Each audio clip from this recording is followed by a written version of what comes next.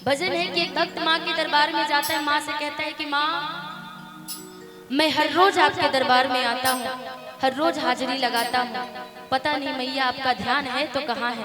बड़ी प्यार से मैया से विनती करता है और कहता है क्या कैसे कैसे धोती तोहरी मंदिरिया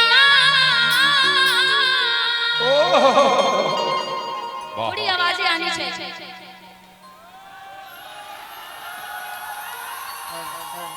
लग नहीं रहा कि हमारे भगवानपुर देसुआ की जनता जनार्दन है, जरा जोरदार गुनगुनार। भक्तों देख रही है मैया काली, एक बार जोरदार बजाओ ताली। नहीं तो सोच लेना बीवी तो मिलेगी ही काली, साथ साथ साली भी मिलेगी काली। इतना ध्यान देना, जिनकी शादी नहीं हुई है उनकी, और जिनकी हो गई है उनकी तो भाई अब क्या कर सकते हैं अगले जन्म में। जरा दोनों हाथ उठा कर किस भजनों को किन किन ने सुना है जरा प्यार देंगे। आप सभी ने सुना, इस नवरात्र में भी बहुत सारे इस गाने को आप सभी ने आशीर्वाद दिया।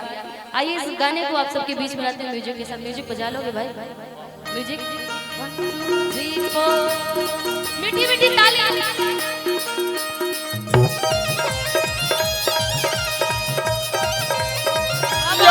मताई बहन आपको ताली बजानी।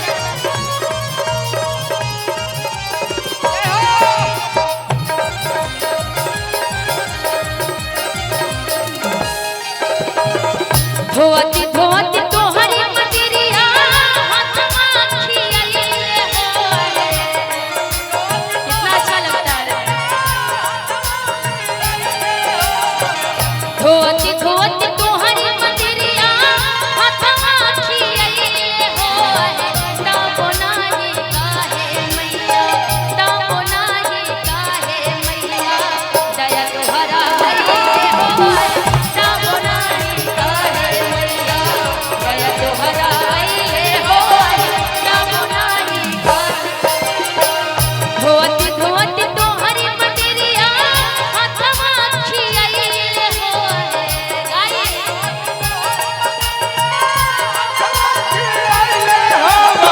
दाबो नाही काहे मैया, दाबो नाही काहे मैया, दया तोहरा आइले हो। दाबो नाही काहे मैया, दया तोहरा आइले हो।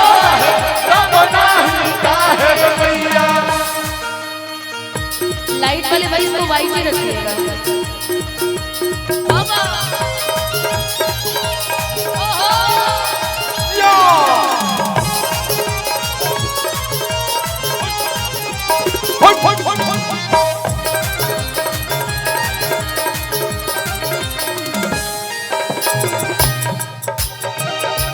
कौआ बोले से पहले आइला मंदिरा। भक्त कहता है कि माँ धीरे धीरे एकदम मीठी मीठी। भक्त कहता है कि माँ इस सनातन धर्म में, इस धरती पर मैं एक ऐसा भक्त हूँ आपका, जो जब भी हाजिरी लगानी होती है, जब कौवा बोलता है तो कहते हैं कि हमारे यहाँ सवेरा हो गई है। लेकिन मैं ऐसा भक्त हूँ आपका, उस कौवा के बोलने से भी पहले मैं जग के आपके इस मंदिर में आता हूँ, हाजिरी लगाता हूँ मैया। लेकिन पता नहीं आपका ध्यान है तो कहाँ है। बड़ी प्यार से भक्त माँ से कहता है क्या कैसे कौआ बोले से पहले आइला मंदिरा।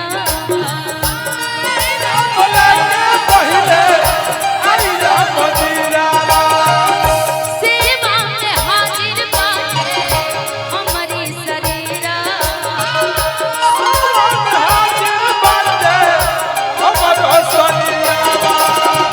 सेवा में हाजिर बाटे हमारी शरीरा।